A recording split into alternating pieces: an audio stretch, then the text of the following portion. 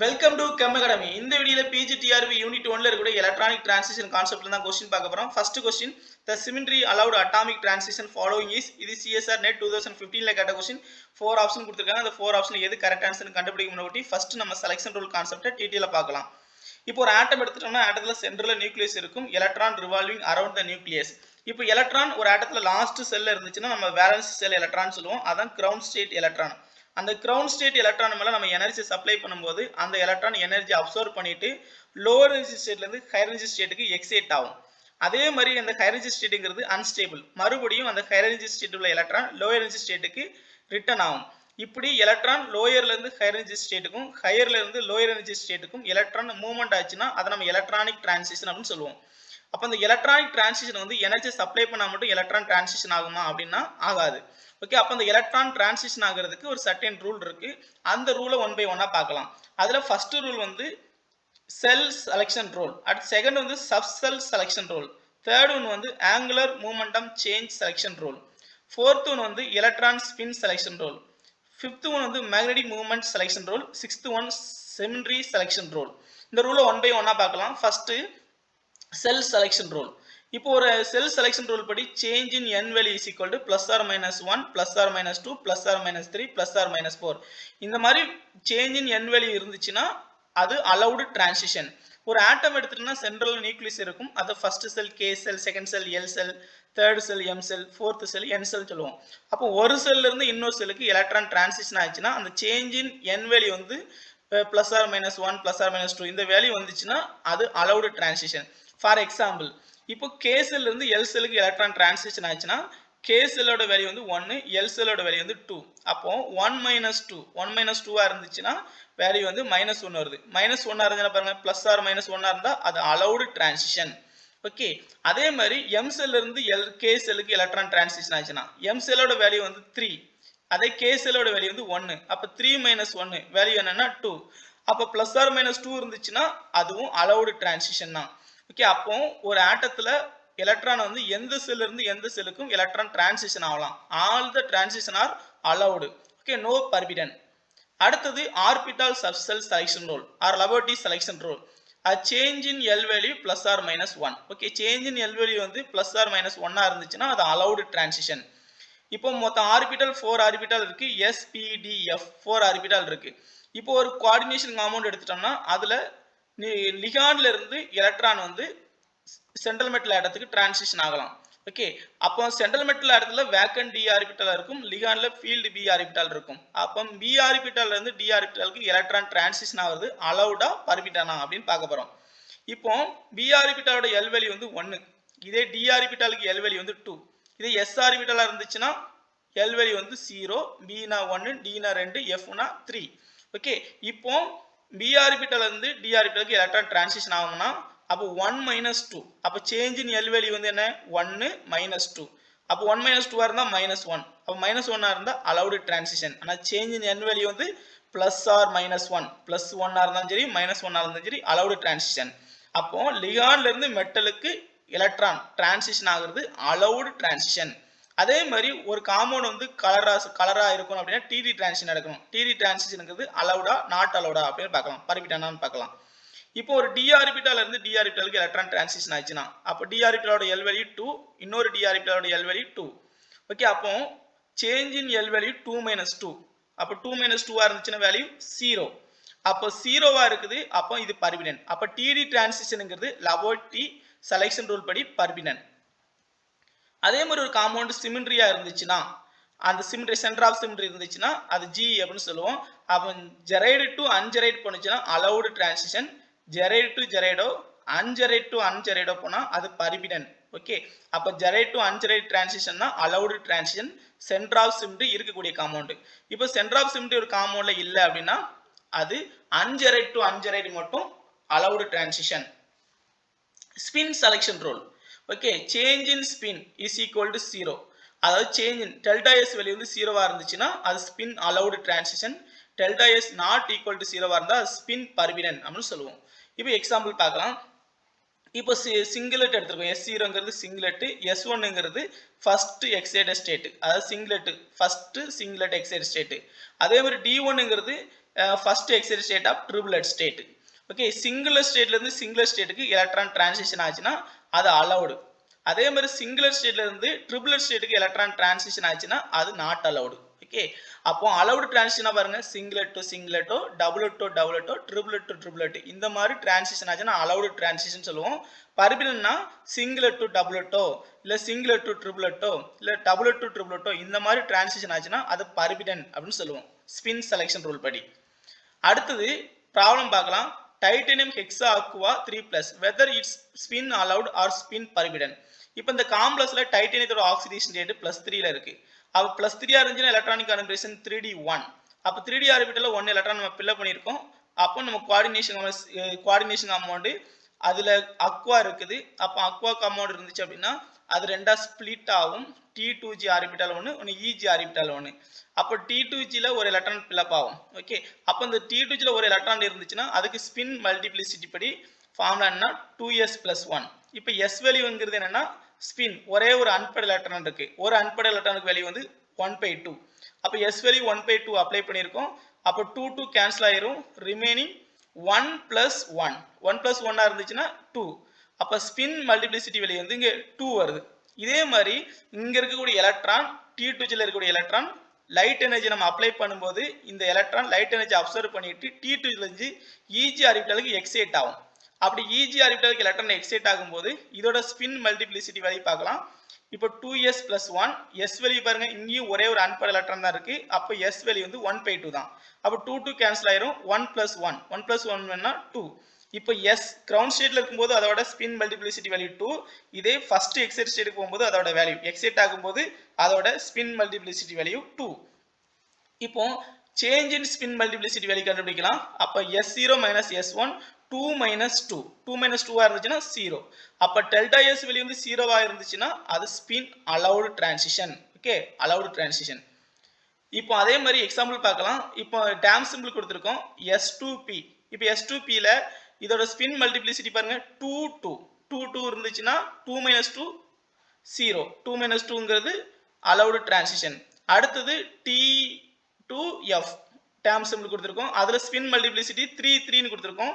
3 - 3 இருந்துச்சுன்னா அது delta s value 0. அது அலௌடு டிரான்சிஷன். அதே மாதிரி லாஸ்ட் ஒன் வந்து F2d அதோட ஸ்பின் மல்டிப்ளிசிட்டி வேல்யூ 3 கொடுத்துருக்காங்க. இங்கேயும் 3 தான். அப்போ 3 - 3 டெல்டா s வேல்யூ வந்து 0 வரும். அப்போ டெல்டா s 0 இருந்துச்சுன்னா அது ஸ்பின் அலௌடு அப்படின்னு சொல்லுவோம். ஓகே, அடுத்தது problem 2. Manganese hexa Aqua 2+ complex. இதுல M1 2+ ஆக்சிடேஷன் ஸ்டேட்ல இருக்கு. 2+ ஆகி இருந்துச்சுன்னா அதோட d ஆர்பிட்டல்ல 5 அன்பேர்ட் எலக்ட்ரான் இருக்கும். 5 அன்பேர்ட் எலக்ட்ரான் நம்ம எழுதியிருக்கோம். இப்போ கிறிஸ்டல் ஸ்பிளிட்டிங் எனர்ஜி மூலமா T2g ஆர்பிட்டால்ல 3 எலக்ட்ரான், EG ஆர்பிட்டால்ல 2 எலக்ட்ரான். ஏன்னா வாட்டருங்கிறது ஒரு weak field ligand, high spin complex. So T2gல 3 எலக்ட்ரான், EGல 2 எலக்ட்ரான். இப்போ ஸ்பின் மல்டிப்ளிசிட்டி படி s வேல்யூ என்னன்னா 5 அன்பேர்ட் எலக்ட்ரான் இருக்கு. 5 அன்பேர்ட் எலக்ட்ரான் இருந்தா 5 இன்ட்டு ஒரு அன்பேர்ட் எலக்ட்ரானுக்கு 1/2 பிளஸ் ஆப் அப்படின்னு எழுதுவோம். அப்போ 5 இன்ட்டு 1/2னா 5/2. இப்போ இந்த 2 2 கேன்சல் ஆயிரும். ரிமைனிங் 5 + 1 வேல்யூ என்ன 6. இப்போ இந்த எலக்ட்ரான் இந்த லோ எனர்ஜி ஸ்டேட்ல இருக்கக்கூடிய T2g எலக்ட்ரான் எனர்ஜி அப்ளை பண்ணும்போது அந்த எனர்ஜி இதை அப்சர்வ் பண்ணிட்டு லோ எனர்ஜி ஸ்டேட்ல இருந்து ஹையர் எனர்ஜி ஸ்டேட்டுக்கு எக்ஸைட் ஆகுது. அப்படி எக்ஸைட் ஆகும்போது இந்த ஹையர் எனர்ஜி ஸ்டேட்ல உள்ள எலக்ட்ரானை பேர் பண்ணி விட்டுருது. அவ பேர் பண்ணி விட்டா ரிமைனிங் அன்பேர்ட் எலக்ட்ரான் எத்தனை இருக்கு 1 2 3. அப்ப 3 × 1/2 3 × 1/2 அப்படின்னா 3/2. அப்ப s வேல்யூ 3/2 நம்ம அப்ளை பண்ணியிருக்கோம். அப்போ 2/2 கேன்சல் ஆயிரும். ரிமைனிங் 3 + 1 4. ஓகே, அப்போ s0 ஓட வேல்யூ வந்து 6 எடுத்திருக்கோம். s1 ஓட வேல்யூ வந்து 4. அப்போ s0 ல இருந்து s1 மைனஸ் பண்ணிடலாம். அப்போ s0 ல இருந்து s1 மைனஸ் பண்ணோம்னா 6 - 4. 6 - 4 வேல்யூ என்ன 2. அப்போ டெல்டா s வேல்யூ வந்து 2 வந்திருக்கு. Not equal to 0. Not equal to 0 இருந்தா ஸ்பின் பர்மிடன். அப்போ டெல்டா s 0 இருந்துச்சுன்னா spin allowed. Not equal to 0 இருந்தா ஸ்பின் பர்மிடன். ஃபார் எக்ஸாம்பிள் நம்ம டேம் சிம்பிள் எடுத்திருக்கோம். 2s gives 3p. இப்போ 3 - 2 3 - 2னா 1 வரும். அப்போ அது பர்மிடன். அதே மாதிரி 3 2 2. அப்போ இங்க 3 வேல்யூ இருக்கு, இங்க 2 இருக்கு. அப்போ 3ல இருந்து 2 மைனஸ் பண்ணா இங்க 1. அப்போ அதுவும் என்னதுன்னா பர்மிடன். அடுத்தது 2 to 3. 2ல இருந்து 3 மைனஸ் பண்ணா -1. அப்போ நான் மூணுமே not equal to 0. Not equal to 0ங்கிறதுனால இது பர்மிடன் டிரான்சிஷன். ஓகே, அடுத்தது total angular momentum total angular momentum delta J value. இப்போ டெல்டா ஜே வந்து எதுலேருந்து கால்குலேட் பண்ணோம்னா orbital angular momentum and spin angular momentum ரெண்டையும் நம்ம ஆட் பண்ணோம்னா total angular momentum delta J வெளியே கிடைச்சிடும். அப்போ delta J is equal to L plus S அப்படின்னு சொல்லுவோம். எல்லுங்கிறது ஆங்குலர் மூமெண்டம், எஸ்ங்கிறது spin angular momentum. Okay, எல்லுங்கிறது orbital angular momentum. அடுத்தது டெல்டா ஜே வெளியப்படி ஜீரோவாகவும் பிளஸ் ஆர் மைனஸ் ஒன்னா இருந்துச்சுன்னா அது அலௌடு டிரான்சிஷன். ஓகே, இப்போ ஒரு எக்ஸாம்பிள் பார்க்கலாம். டேம் சிம்பிள் கொடுத்துருக்கோம். 3d by by 2 gives 3f 5/2. அப்போ இது அலௌடு டிரான்சிஷனான்னு பார்க்கலாம். இப்போ டெல்டா ஜே வெளியே வந்து ஜீரோவா இருக்கணும், அது பிளஸ் ஆர் மைனஸ் ஒன்னா இருக்கணும். இப்போ டேம் சிம்பிள் ஃபார்முலா படி என்னன்னா 2s பிளஸ் ஒன்னா இருந்துச்சுன்னா ஸ்பின் மல்டிப்ளிசிட்டி. எல் வெளிங்கிறது ஆர்பிட்டல் ஆங்குலர் மூமெண்டம், ஜேங்கிறது டோட்டல் ஆங்குலர் மூமெண்டம். அப்போ டோட்டல் ஆங்குலர் மூமெண்டம் வெளியே என்ன இருக்கணும், ஜீரோவா இருக்கணும். டெல்டா ஜே ஜீரோவா இருக்கணும், அது பிளஸ் ஆர் மைனஸ் ஒன்னா இருக்கணும். அப்போ இங்க ஜே வழி வந்து 5/2, இங்கேயும் ஜே வழி வந்து 5/2 இருக்கு. ஓகே, அப்போ இந்த ஸ்பின் டேம் சிம்பிள் ஃபார்முலா படி ஜே வழி 5/2. அப்போ டெல்டா ஜே 5/2 மைனஸ் 5/2. 5/2 மைனஸ் 5/2 என்ன வரும், 0 வரும். அப்போ டெல்டா ஜே வெளியே ஜீரோவா இருந்துச்சுன்னா அது அலௌடு டிரான்சிஷன். அப்போ இந்த டேம் சிம்பிள் இதுல இருந்து இங்க டிரான்சிஷன் நடக்குமானா டிரான்சிஷன் நடக்கும், ஏன்னா வேல்யூ 0 வருது.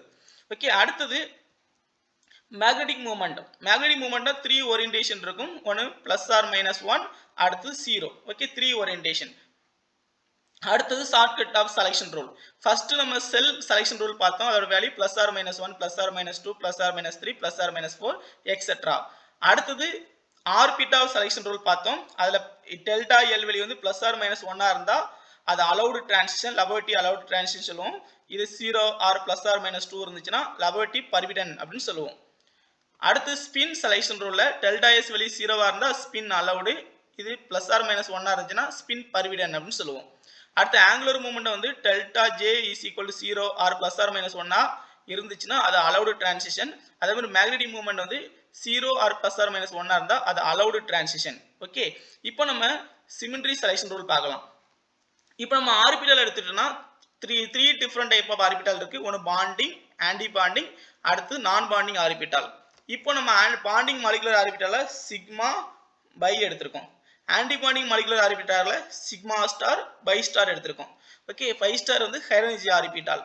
அடுத்து நான் பாண்டிங் ஆர்பிட்டல் என்ன எடுத்திருக்கோம். ஓகே, டிரான்சிஷன் வந்து sigma to sigma star transition நடக்கலாம். அதே மாதிரி நான் பாண்டிங் ஆர்பிட்டல்ல இருந்து சிக்மா ஸ்டார் டிரான்சிஷன் நடக்கலாம். அடுத்தது pi to pi star transition நடக்கலாம். அடுத்து என் டு 5 ஸ்டார் டிரான்சிஷன் நடக்கலாம். ஓகே, அப்போ இந்த டிரான்சிஷன்ல யாருக்கு எனர்ஜி அதிகமா இருக்கும் அப்படின்னா சிக்மா டு சிக்மா ஸ்டாருக்கு எனர்ஜி அதிகமா இருக்கும். அடுத்து என் டு 5 ஸ்டார், அடுத்து பை டு பை ஸ்டார், அடுத்து என் டு 5 ஸ்டார். அப்போ அதுதான் small energy. N to 5 star தான் ஸ்மால் எனர்ஜியா இருக்கும். ஓகே, இப்போ order of electronic energy first யாரு, சிக்மா டு சிக்மா ஸ்டார், அடுத்து என் டு 5 ஸ்டார், அடுத்து 5 டு 5 ஸ்டார், அடுத்து என் டு 5 ஸ்டார். ஓகே, அப்போ ஹையர் எனர்ஜி இருக்கிறது யாருக்கு அப்படின்னா sigma to sigma star transition தான் எனர்ஜி ஹையா இருக்கும். ஸ்மால் எனர்ஜி கம்மியா இருக்கிறது என் டு 5 ஸ்டார் டிரான்சிஷனுக்கு எனர்ஜி ஸ்மாலா இருக்கும். ஓகே, இப்போ 1 by 1 பார்க்கலாம். Sigma to sigma star transition. This type of transition is possible in saturated hydrocarbon. அப்போ சேச்சுரேட்டட் ஹைட்ரோகார்பன் எக்ஸாம்பிள் எடுத்துருக்கோம், மீத்தேன் அண்ட் ஈத்தேன். இந்த மீத்தேன் அண்ட் ஈத்தேன்ல தான் உங்களுக்கு எல்லாமே சிக்மா பாண்டா இருக்கும். அப்போ சிக்மா பாண்டா இருந்துச்சு அப்படின்னா சிக்மா டு சிக்மா ஸ்டார் டிரான்சிஷனா இருக்கும். ஏன்னா சிக்மா இருந்துச்சு அப்படின்னா சிக்மா பாண்ட் இருந்துச்சுன்னா அங்க சிக்மா பாண்டுங்கிறது HOMO, highest molecular occupied orbital. Electron வந்து பாண்டிங்ல இன்வால்வ் ஆயிருக்கும். அப்ப சிக்மா ஸ்டார்ங்கிறது ஹையர் எனர்ஜி ஆர்பிட்டால், அது லூமோ. ஓகே, அப்போ சிக்மா ஆர்பிட்டால பாண்டிங் மாலிகுலர் ஆர்பிட்டால் எலக்ட்ரான் இருக்கும். அப்போ அந்த ஹோமோல இருந்து எலக்ட்ரான் லூமோக்கு எக்ஸைட் ஆகும், டிரான்சிஷன் ஆகும். ஓகே, அப்போ அந்த லூமோங்கிறது லோயஸ்ட் அன்ஆக்குபைடு, எலக்ட்ரான் இருக்காது, எம்டியா இருக்கும். அப்போ sigma to sigma star transition நடக்கணும்னா அங்க எல்லாமே சிக்மா பாண்டா இருக்கணும். ஓகே, அதுதான் sigma to sigma star transition. Okay, sigma bond இருந்துச்சுன்னா அங்க சிக்மா பாண்ட்ல எல்லாத்துலயுமே எலக்ட்ரான் பாண்டிங்ல இன்வால்வ் ஆயிருக்கும். ரிமைனிங் சிக்மா ஸ்டார் இருக்கும். சிக்மா ஸ்டார் வந்து வேக்கண்டா இருக்கும். அப்ப அங்க எலக்ட்ரான் டிரான்சிஷன் நடக்கும். ஓகே, அப்போ மீத்தேன்லயுமே 4 பாண்ட் இருக்கு, 4மே சிக்மா பாண்ட் தான். அப்ப சிக்மா டு சிக்மா ஸ்டார் தான் டிரான்சிஷன் நடக்கும். அது சேச்சுரேட்டட் ஹைட்ரோ காம்பவுண்டா இருந்தா, கார்பன் கார்பன் சிங்கிள் பாண்ட் காம்பவுண்டா இருந்துச்சுன்னா. அடுத்தது n to 5 star transition. n to 5 star transition பாருங்க, காம்பவுண்ட் which contain நான் bonding electron. For example ethanol. இப்போ எத்தனால் எடுத்திருக்கோம், எத்தனால்ல நான் பாண்டிங் எலக்ட்ரான் இருக்கு. அப்ப நான் பாண்டிங் எலக்ட்ரான்ங்கிறதுக்கு ஆக்சிஜன் மேல 2 லோன் பேர் இருக்கு. அது பாண்டிங்ல இன்வால்வ் ஆகாத எலக்ட்ரான். அதனால அது நான் பாண்டிங் எலக்ட்ரான் எழுதுறோம். இப்போ நான் பாண்டிங்ல இன்வால்வ் ஆகும்னா அது ஒண்ணு சிக்மா பாண்டா இருக்கு, சிக்மாவா இருக்கலாம், அது பையா இருக்கலாம். டபுள் பாண்ட் இருந்தா அது பையா இருக்கும், சிங்கிள் பாண்ட் இருந்தா அது சிக்மாவா இருக்கும்.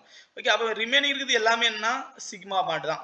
அப்ப சிக்மா பாண்ட்ல உங்களுக்கு எலக்ட்ரான் இருக்கும். ஓகே, அப்போ ஃபர்ஸ்ட் லோயர் எனர்ஜி வந்து சிக்மா, அடுத்தது பை, அடுத்தது நான் பாண்டிங், அடுத்தது பை ஸ்டார், அடுத்தது சிக்மா ஸ்டார். ஓகே, இப்போ எலக்ட்ரான் வந்து நான் பாண்டிங்ல எலக்ட்ரான் இருக்கு. ஓகே, அதே மாதிரி சிக்மாலயும் இருக்கு. அப்போ உங்களுக்கு எங்க நடக்குவாங்க நான் பாண்டிங்ல இருந்து சிக்மால எலக்ட்ரான் இருக்கு ஃபில்லப் ஆயிட்டு. ஓகே, அடுத்தது நான் பாண்டிங்ல எலக்ட்ரான் இருக்கு. நான் பாண்டிங்ல எலக்ட்ரான் இருக்கு. சிக்மா ஸ்டார், அப்ப சிக்மா இருக்குன்னா இங்க ஹையஸ்ட் ஆர்பிட்டால் இருக்குது, இங்க லோயஸ்ட் அன்ஆக்குபைடு மாலிகுலர் ஆர்பிட்டால். அப்ப இங்க இருந்து உங்களுக்கு இங்க டிரான்சிஷன் நடக்கும்.